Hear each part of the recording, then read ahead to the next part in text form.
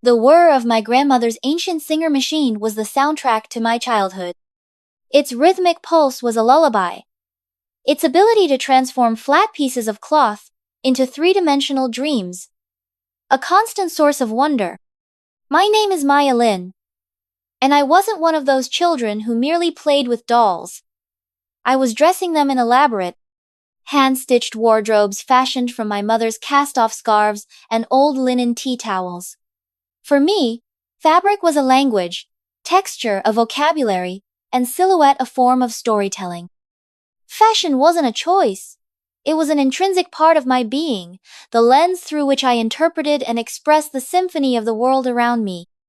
The journey to the London College of Fashion was paved with saved pennies from after-school jobs, scholarship applications filled with fervent hope, and the unwavering belief of my parents, who saw the fire in my eyes even when I doubted myself. Those years were a crucible, forging raw passion into honed skill.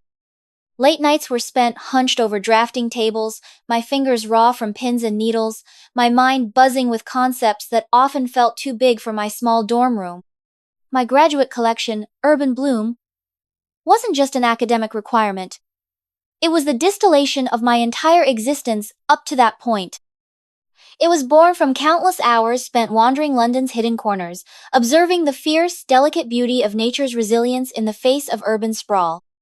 A tenacious dandelion pushing through a pavement crack became a design motif. The iridescent sheen on a pigeon's feather inspired a fabric treatment. The stark geometry of skyscrapers against a soft, misty sky informed a silhouette. Urban Bloom was a narrative in 8 distinct looks. The concrete petal gown, for instance, took months of experimentation. I wanted to capture that shocking, beautiful contrast of a delicate flower emerging from unforgiving stone. I sourced recycled acrylics, painstakingly laser-cutting them into shard-like panels that formed a corset, its rigidity a direct nod to brutalist architecture. Then, the challenge was to make this harshness bloom.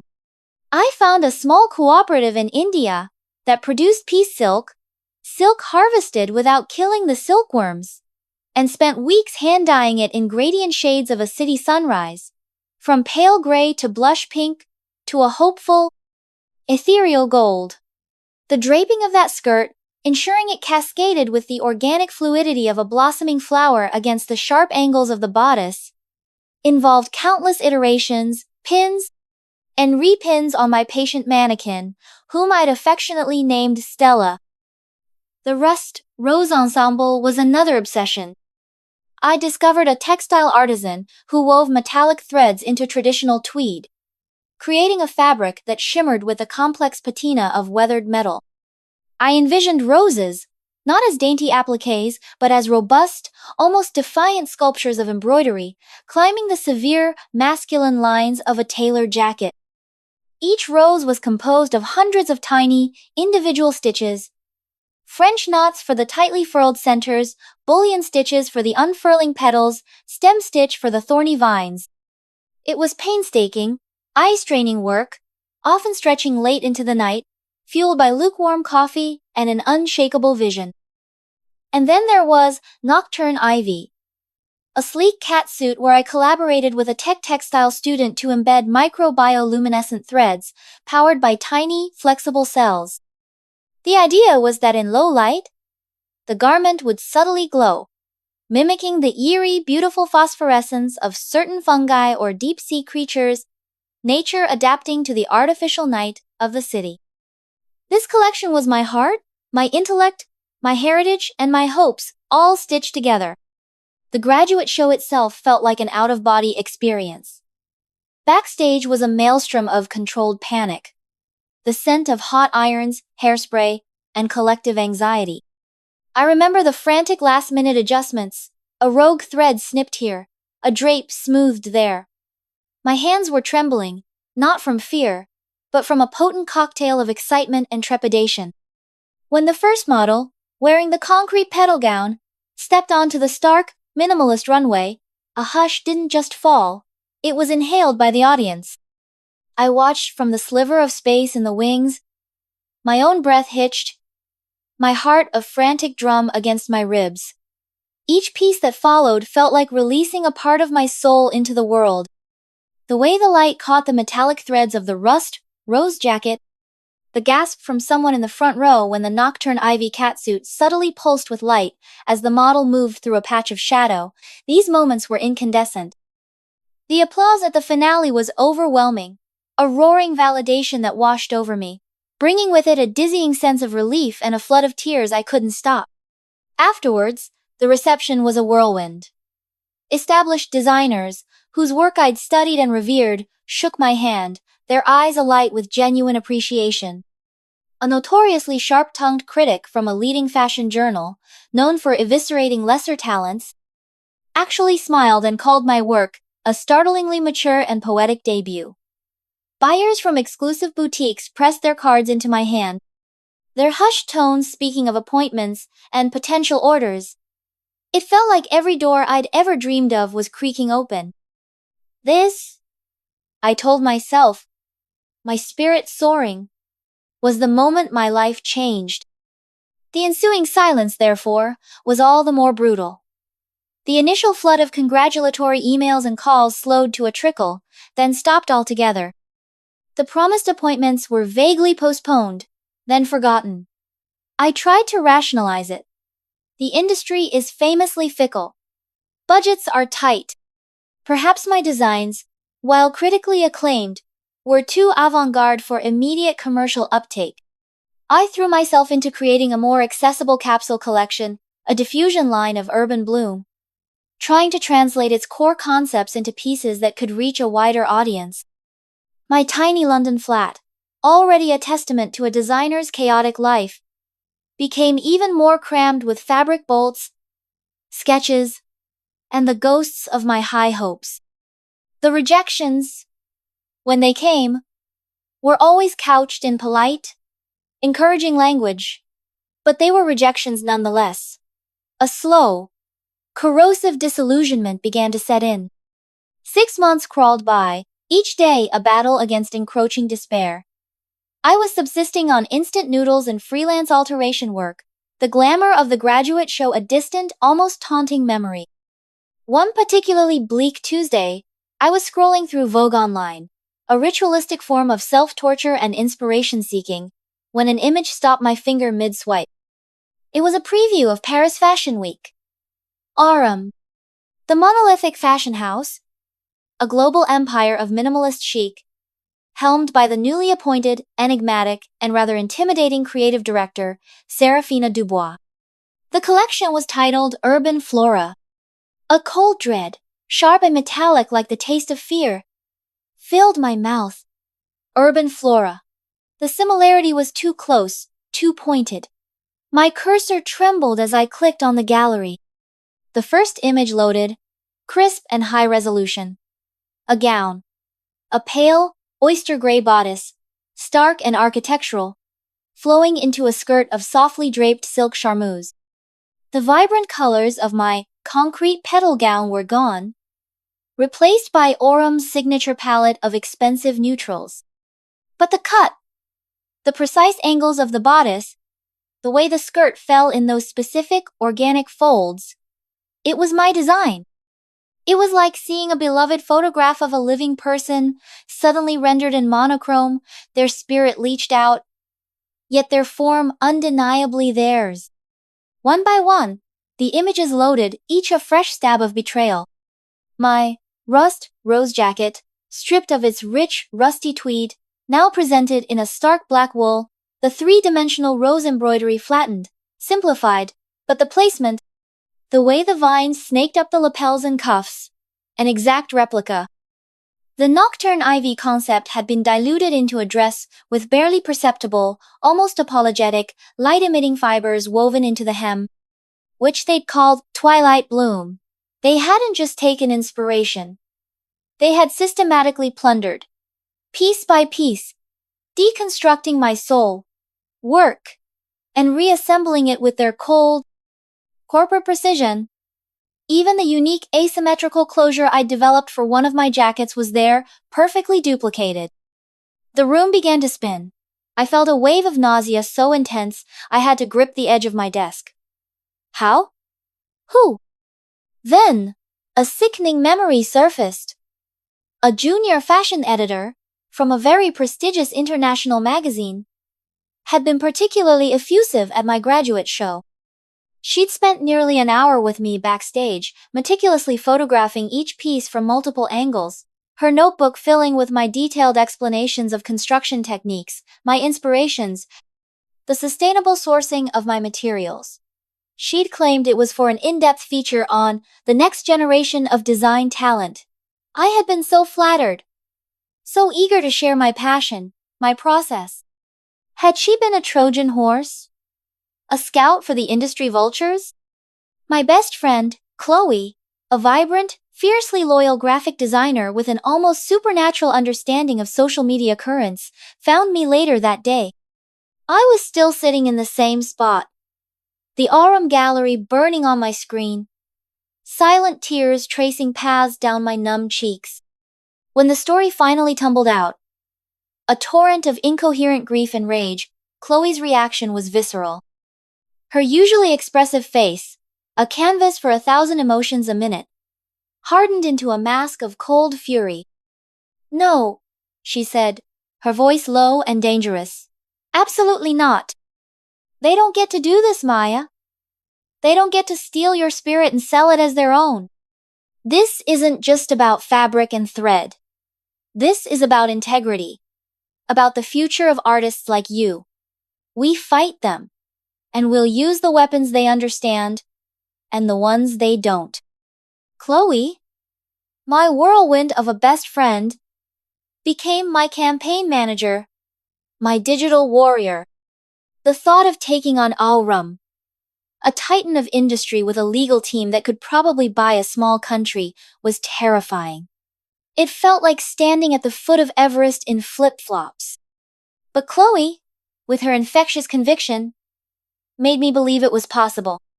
Our first crucial step was meticulous documentation. Every preliminary sketch, every fabric swatch with its supplier invoice, every photograph from the development process, every Instagram post I'd ever made hinting at my designs, my entire graduate thesis detailing the philosophy and construction of urban bloom, the glowing reviews, the cards from buyers, all of it was scanned, cataloged, and backed up in multiple locations. This became the war chest. Finding legal representation was another battle.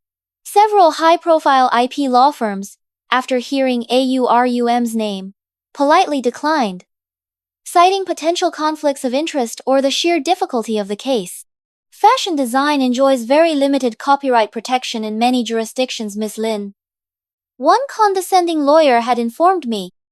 An idea, a style, a look. These are notoriously hard to protect. You'd need to prove a clear, unambiguous copying of a specific, original expression. But it is clear. I'd insisted, my voice tight with frustration. It's my exact expression. Finally, through a recommendation from a tutor, we found Mr. Alistair Harrison. He was a seasoned IP lawyer, semi-retired, with a reputation for being a bit of a maverick, known for taking on seemingly unwinnable cases if he believed in the cause. He listened patiently, examined Chloe's meticulously prepared side-by-side comparisons, my vibrant, hopeful designs next to AURUM's cool, calculated appropriations, and a slow, thoughtful frown creased his brow. He murmured, more to himself than to us, the unmitigated, arrogant audacity.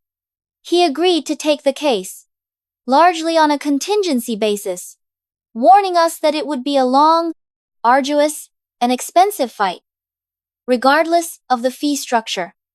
AURUM will try to bury you in legal fees, in delays, in procedural nightmares, he cautioned. They will try to break your spirit. Are you prepared for that? I looked at Chloe, her eyes blazing with determination, and I nodded. I was. While Mr. Harrison began the formal, laborious process of drafting cease and desist letters and preparing for potential litigation, Chloe unleashed her own brand of warfare. She created an Instagram account, @Justice for Urban Bloom, The first post was deceptively simple. A carousel. Slide 1. My concrete petal gown. Radiant and hopeful from the graduate show. Slide 2. AURUM's concrete blossom. They hadn't even bothered to be truly original with their new names. Stark and sterile from their Paris runway. Chloe's caption was a masterclass in controlled outrage. Meet Maya Lin, a brilliant recent graduate from LCF. This is her heart, her soul, her graduate collection Urban Bloom, unveiled 6 months ago. And this is AURUM, a multi-billion-dollar fashion house, and their new collection Urban Flora, shown last week in Paris. Notice any similarities? We do. Maya poured her unique heritage, her sustainable ethos, and years of work into these original designs. AURUM has a history of taking inspiration. This time, they took a whole collection. Fashion should nurture its rising stars, not cannibalize them. Stand with Maya. Share her story. Demand accountability. Justice for Urban Bloom. AURUM stole my design. Fashion plagiarism. Seraphina Dubois copycat. Protect designers. The response was instantaneous and overwhelming. Chloe had strategically tagged key fashion journalists, ethical fashion advocates, prominent alumni from my college, and of course the infamous fashion watchdog account at Diet Prada. Within hours, the post went viral. Comments flooded in. Thousands of them, expressing shock, disgust, and solidarity. Other young designers shared their own stories of having their work copied by larger brands, creating a groundswell of shared frustration. At Diet, Prada, with their millions of followers and razor-sharp wit, did a multi-slide exposé, comparing each of my pieces to AURUM's. Their captions dripping with sarcasm and meticulously researched details. The hashtag Justice for Urban Bloom began trending globally. AURUM's first reaction was a stony silence. Then, as the digital storm intensified, their PR machine whirred into action, issuing a bland corporate statement. AURUM, and its esteemed creative director, Seraphina Dubois, are pioneers of original design and cutting-edge innovation. While we respect the passion of emerging talents, any perceived similarities between our Urban Flora collection and other designs are purely coincidental and reflective of broader aesthetic currents and shared thematic explorations within the contemporary fashion dialogue. Shared thematic explorations? Chloe snorted, already drafting a rebuttal. They mean shared access to Maya's online portfolio. Our next series of posts on A Justice for Urban Bloom was even more damning. We posted high-resolution images of my original sketches, dated and time-stamped, alongside AURUM's runway shots. We showed close-ups of the unique seam work, the specific laser-cutting patterns on the recycled acrylics, the complex weave of the bioluminescent threads, details that couldn't be dismissed as broader aesthetic currents. We even posted a short video of me, tearfully but resolutely explaining one of the more complex construction techniques I had developed for Urban Bloom, a technique now clearly visible in AURUM's garments. The legal battle became a grinding, soul-destroying marathon. AURUM's lawyers, a team of polished, expensive sharks from a magic circle firm, employed every tactic in the book. They filed motion after motion to dismiss, drowning Mr. Harrison in paperwork. They requested endless depositions, forcing me to recount the story of my creation and their theft over and over again. Their questions designed to trip me up, to make me seem unsure, hysterical, or worse, a liar. They attempted to subpoena my college records, my personal emails, anything to find a speck of dirt. They argued that my designs, being functional articles, were not fully protectable under copyright. They tried to paint me as an opportunist, a nobody desperate for her 15 minutes of fame by attacking an established icon like Seraphina Dubois. The financial burden was crushing. Despite Mr. Harrison's generosity, the ancillary costs mounted: court filing fees, expert witness consultations, We engaged a renowned textile historian and a professor of fashion design to provide affidavits on the distinctiveness and originality of urban bloom. I sold my grandmother's Singer machine, a decision that felt like parting with a piece of my own history. I moved into an even smaller, cheaper, flat share. My diet became a monotonous rotation of toast and instant ramen. The stress was a constant, gnawing companion. Sleep became a luxury I could rarely afford. My nights filled with anxious replays of legal arguments or nightmarish visions of Seraphina Dubois coolly taking a seam ripper to my heart. My own creative wellspring, once so vibrant, ran dry. How could I dream of new designs when my existing ones were being so brutally vivisected in public and in court? There were moments I wanted to crumble. During my deposition, AURUM's lead counsel, a woman with eyes like chips of ice, sneered, "Ms. Lin, isn't it true that all design is iterative? That there's nothing truly new under the sun? Aren't you perhaps overstating the originality of what is, essentially, a student project?" Her condescension was a deliberate tactic to provoke, to destabilize. I remember gripping the sides of my chair, forcing myself to meet her gaze and saying, my voice trembling only slightly, "There is a vast difference, counselor, between iteration and wholesale appropriation, between inspiration and theft. My work is an expression of my unique journey, my heritage, my specific research, and my hand." AURUM simply traced that expression. Chloe was my rock, my unwavering champion.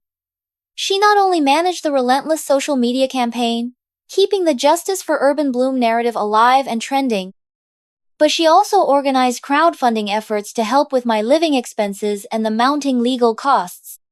She rallied students, set up online petitions that garnered hundreds of thousands of signatures worldwide, and fed information to sympathetic journalists who kept the pressure on AURUM. She even managed to get several ethical fashion influencers and a couple of brave celebrities to publicly voice their support for me, condemning AURUM's actions. Each post, each share, each comment of solidarity was a small act of defiance, a flicker of light in the oppressive darkness of the legal quagmire. The turning point, the crack of light in the monolithic wall of AURUM's defense, came nearly 18 months into the ordeal. It arrived in the form of an encrypted email to Mr. Harrison from an anonymous source, veritaslux@protonmail.com.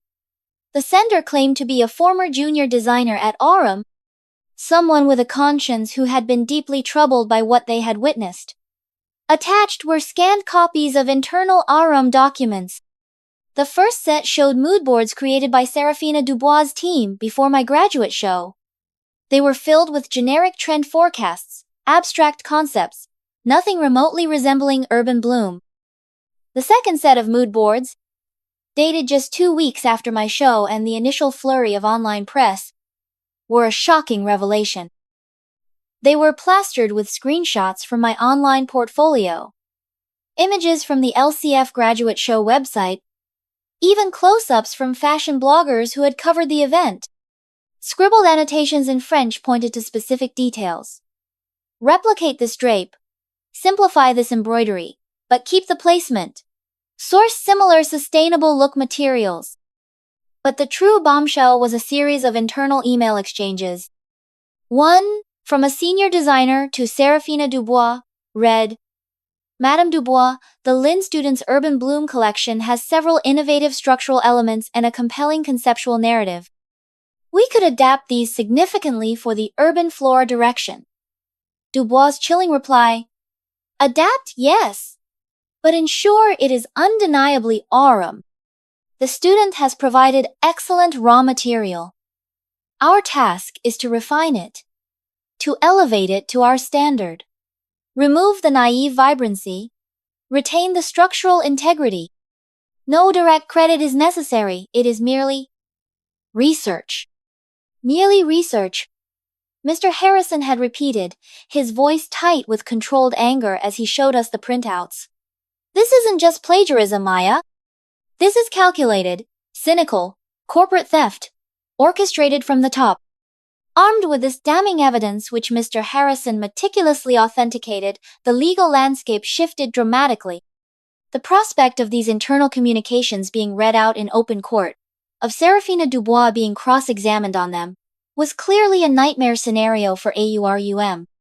Their carefully cultivated image of artistic integrity and effortless chic would be irrevocably shattered. Their aggressive legal posturing deflated almost overnight. Their lawyers requested an urgent settlement conference. The negotiations were brutal, a high-stakes poker game. AURUM's team, led by the same IC counsel, initially tried to lowball us, offering a modest sum and a vaguely worded statement about artistic coincidences. They clearly underestimated our resolve, perhaps hoping our financial desperation would make us fold. I looked at Mr. Harrison, his face grim but resolute. I looked at Chloe, who gave me a fierce, almost imperceptible nod. We refused. My client's life has been put on hold for nearly 2 years, Mr. Harrison stated, his voice resonating with quiet power. Her reputation was impugned, her creativity stifled, her financial stability destroyed. This wasn't a coincidence, gentlemen, ladies. This was a deliberate act of corporate piracy. We are not seeking nuisance value. We are seeking justice and full restitution. We countered with our demands. Full disgorgement of profits AURUM had made from the Urban Flora collection. Substantial punitive damages for the willful infringement. Complete coverage of all my legal fees.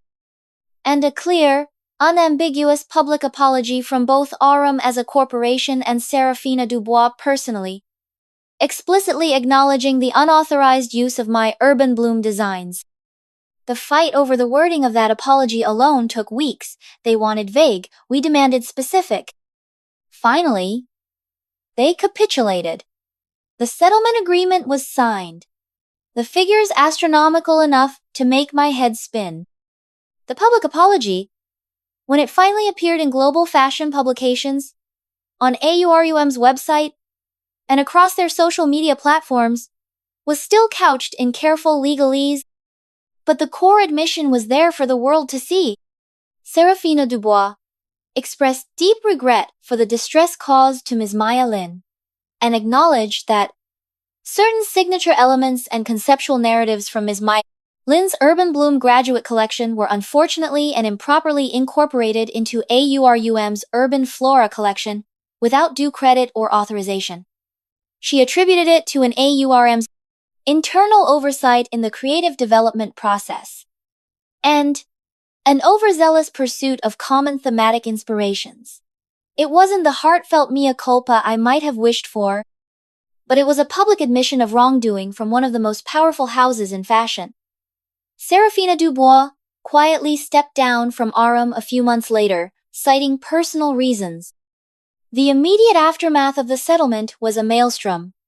I was no longer just Maya Lin, the struggling graduate designer. I was Maya Lin, the David who had faced down Goliath and won. The Justice for Urban Bloom hashtag evolved into Maya Lin Triumphs. The story wasn't just about plagiarism anymore. It was about resilience, integrity, and the power of a collective voice. Opportunities, once unimaginable, began to materialize. Ethical brands, impressed by my sustainable design philosophy and my unwavering fight for creators' rights, approached me for collaborations. A renowned textile mill, specializing in innovative, eco-friendly fabrics, offered me a partnership to develop a signature line. A luxury department store, which had publicly dropped AURUM during the controversy, invited me to create an exclusive capsule collection. I was asked to speak at universities, at industry panels on intellectual property and ethics in fashion. The irony was profound. The very act intended to erase my creative identity had instead amplified it on a global stage. With the financial resources from the settlement and a new sense of purpose, I founded Maya Lin Atelier.